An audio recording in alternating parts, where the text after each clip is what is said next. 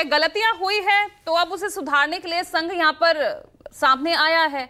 अब इस बात पर भी क्यों बवाल, क्यों विपक्ष इसको भी मुद्दा बना रहा है?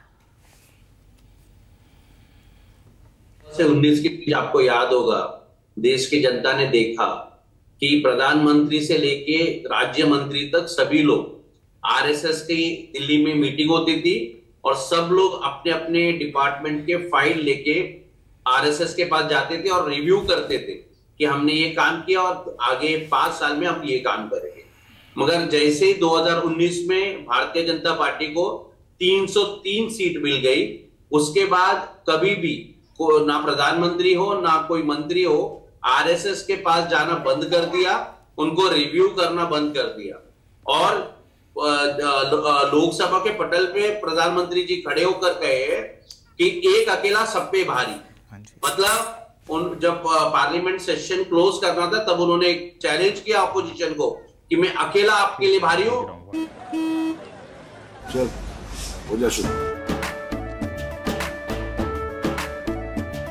केसरिया से मन जोगी हुआ रे, दिल झूमे देखो पतवारा हुआ रे, दिल झूमे देखो पतवारा हुआ रे। हर पल मनाओ केसरी त्योहार। विमल बोलो जुबान केसरी। ना भारतीय जनता पार्टी ना RSS, Narendra Modi is a face. Narendra Modi के चेहरा को देखकर लोग वोट डालते। भारतीय जनता पार्टी हो या आरएसएस, दे आर इररेलेवेंट।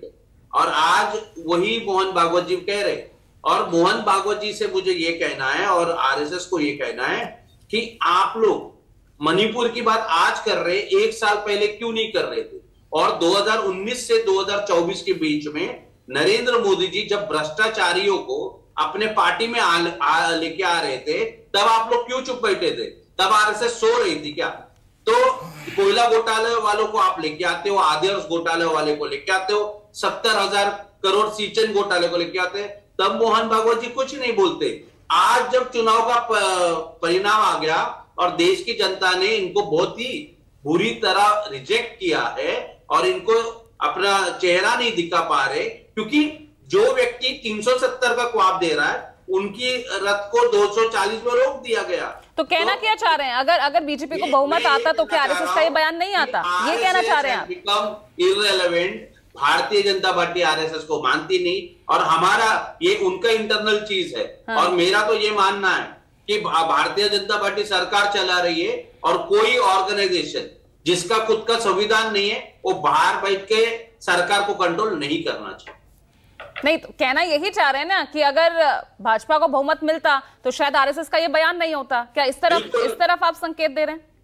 दूसरी बात ये है कि आरएसएस जब भ्रष्टाचारियों को ले रहे थे आप चुप है, जब मणिपुर में हिंसा हो रही आप चुप है।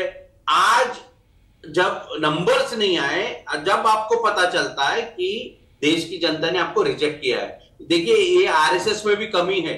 आरएसएस हमेशा क्लेम करती है कि हमारे लोग वर्कर्स ग्रास रूट पे है, हमारे लोग नीचे काम कर रहे। अरे तो आपको पता नहीं चला जमीन जब आपकी सरक गई? तो ये सब बहानेबाजी है। और अगर आरएसएस प्रमुख सही में ईमानदार होते तो राम माधव जो आरएसएस के बड़े पदाधिकारी है, जब सत्यपाल मलिक गवर्नर ने 300 करोड़ का रिश्वत की बात की तब कुछ कार्रवाई करते, तब हम मानते कि आरएसएस ईमानदार है। आज तो इनके ऊपर संशय है मुझे, और मैं खुलेआम बोलता हूं कि जब चले तो सचेत तो कर रहे हैं ना आने वाले विधानसभा चुनावों के लिए। और महाराष्ट्र में तो परीक्षा ऐसा तो है नहीं कि आपके लिए ग्राउंड एकदम क्लियर हो गया है। अभी भी असल इम्तिहान बाकी है। महाराष्ट्र के विधानसभा चुनाव कोई बहुत वक्त रहा नहीं है, तैयारियां तो आपकी तरफ से भी शुरू हो गई है। 4-5 महीने बाद महाराष्ट्र में हो, 4-5 राज्यों में चुनाव है। और आज आरएसएस, मेरा तो ये कहना है कि आरएसएस कौन है जो भारतीय जनता पार्टी को सिखा रही है?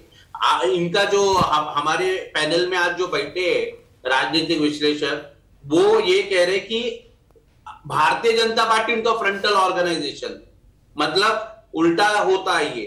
मतलब आपको एक संगठन सरकार के बाहर बैठकर सरकार को कंट्रोल करना चाहती है।